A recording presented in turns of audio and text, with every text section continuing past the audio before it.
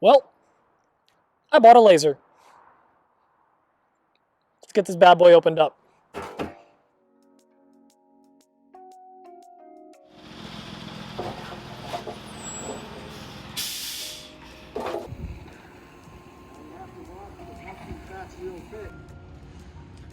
Box it and get it inside.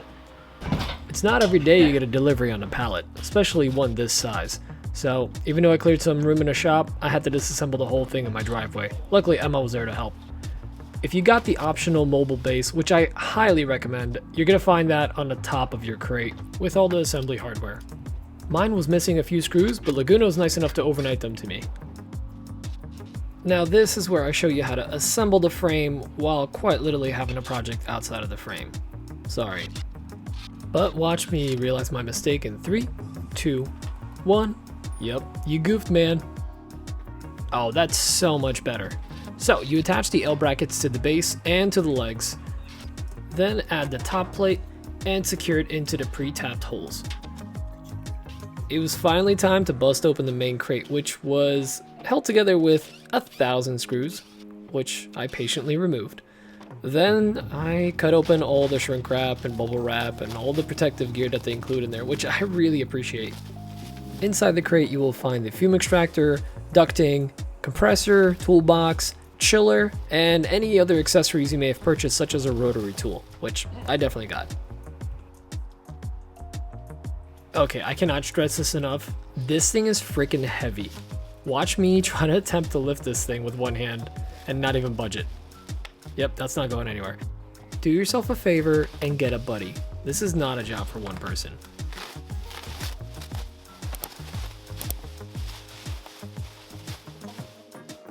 Enter the buddy. Luckily my dad was around and helped me lift the laser off the Z-axis, and then we rolled over the base and gently and slowly got the Z-axis on top of the rolling cart. This was a little hard. Nailed it. We then popped the laser on top of the Z-axis and rolled it into its new home. So exciting. Alright, let's set it up. Well, we got the laser in its final home, however, none of it is hooked up. We have very quickly run out of daylight unpacking the crate and inspecting all the equipment, making sure none of it was damaged. We're good to go there. So tomorrow, first thing in the morning, we're gonna get up and install the laser tube that is currently stored in the bottom compartment, get that installed in the back of the machine, line up all of our mirrors, and of course, make sure that all the plastic and zip ties are out of the machine so that we can safely run it. Then we're gonna set up our chiller, which cools the laser. Then we have to get some distilled water for that. We also have our air compressor that cools the material being cut right at the nozzle. And last but not least, our dust extractor or fume extractor that will be running it directly out of the shop so it doesn't stink in here when we're making cuts. And of course we did get the rotary tool, so that's a fun little attachment that allows us to burn round objects such as tumblers and glasses. So we'll get to play around with that at some point as well. But for tonight, it is a wrap, and I will see you guys in 8 hours or roughly 1 clap. And we're back. It's now day 2 and we're ready to assemble the laser. Now, upon inspecting all your equipment, you might notice you're missing one crucial piece, and that's the manual. They don't provide a paper manual, but fret not. Laguna provides a detailed, updated manual on their website. You can download it right to your tablet or laptop, so I have it here on my iPad, and I will be able to follow that with the assembly of the laser. The first and most crucial component that you need to install is the CO2 laser tube.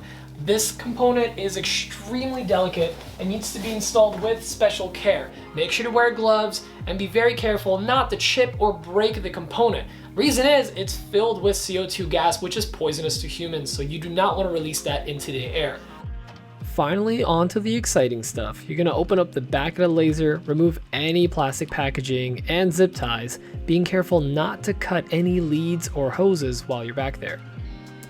You then remove the top brackets completely to allow the tube to be installed, and loosen the bolts holding the bottom brackets in place so that they can move freely up and down.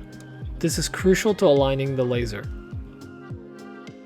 Not gonna lie, I was pretty intimidated by this part because, well, I'm really clumsy, and not only is this thing filled with a poisonous gas, but it also costs more than my first 2 table saws combined. So, you know, handle with care. On the left side of the compartment, you're gonna find a red wire with a header on it that has a small flathead screw. You want to loosen that screw and connect that header to the end of the laser. Make sure to consult your manual for the wiring diagram. After that, you can replace the white brackets that you removed earlier. On the right side of the compartment, take the black wire with the alligator clips and connect that to your laser tube. After that, you can get started on the plumbing. Because the laser runs so hot, it needs to be chilled with the liquid. That's what these rubber hoses are for. Connect the short end to the copper outlet of the laser tube, and on the opposite side, connect the long one to the glass end. Also in the shot, take note of the red cable that we connected earlier. Now that the stressful part of the build is done, it's time to move on to aligning your tube and your mirrors. As per the manual, I leveled the entire frame, which made installing the laser tube actually quite easy. I ended up using a digital level to get a ballpark readout and get a straight shot down the sight of the mirror. After that, the alignment of the mirrors could be a little complicated. However, if you do your due diligence and your research, you're going to be just fine. I'll include a link to Laguna's mirror alignment video below. Time to move on to all the accessories. We're going to start with the chiller. The chiller's job is simple. It cools the liquid and then pumps it through the laser tube, allowing it to run cooler during prolonged use. Make sure to take note of the connections. The out on the chiller connects to the in on the laser, and vice versa. Now it's time for our coolant. Once you've checked all the connections, you can fill it with distilled water. You don't want to use tap water because it could actually harm the system, and you can pick up distilled water at almost any store. As you're filling it, check periodically to make sure that you don't overflow. The water line should be just below the lid. Give it a little rock back and forth to free any bubbles, allowing them to flow into the lid. Lastly, make sure to connect the controller wire between the chiller and the laser. Next, we got this tiny but mighty compressor, which actually isn't even too loud, and it serves a pretty big purpose. First, it cools the work surface as you're cutting it because obviously, you know, lasers, fire. But the other thing is it disperses the fumes so you can actually see what is being cut, and allows for the next piece I'm connecting, which is this tiny fume extractor. It actually does a pretty dang good job for how small it is. I went ahead and connected this to the vent I already had running outside. Oh, and make sure to run the cable between the laser and the Z-axis. We all know how this part works. Cut the zip ties, pull the plastic. Now, to remove the protective wrap off the window, you're gonna need to remove at least 2 of these rails holding it in place. And now get ready for some sweet ASMR action.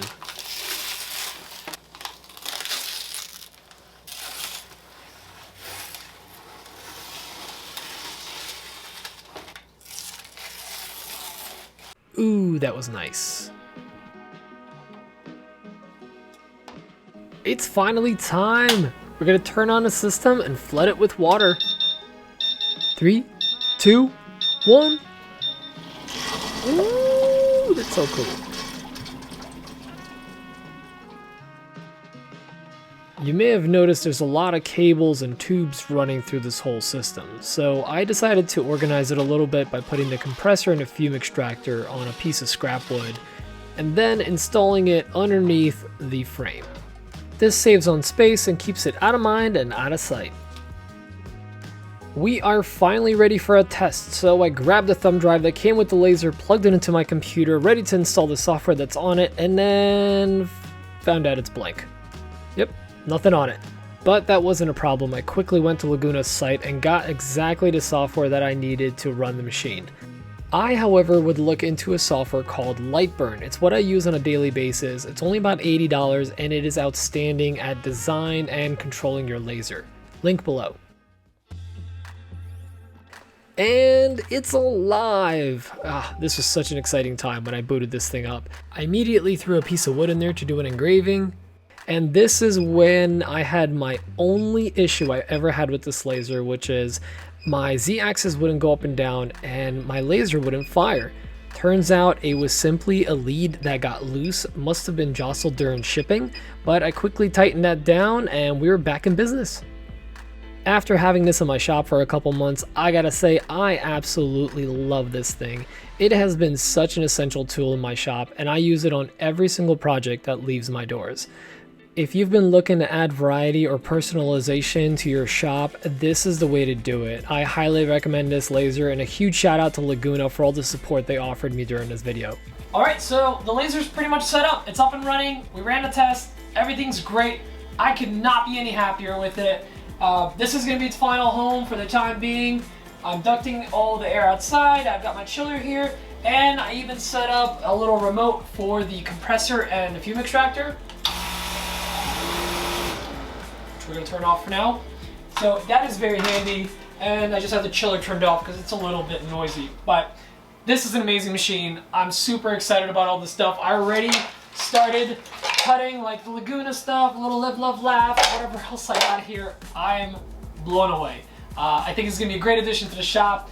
I can already think of so many different uses for this machine, and I can't wait to see what I do with it over the next year or so. I am going to be doing another video in the future as to what you can do with it and different kinds of projects and things I've done thus far to try to not only do fun things for myself but monetize it.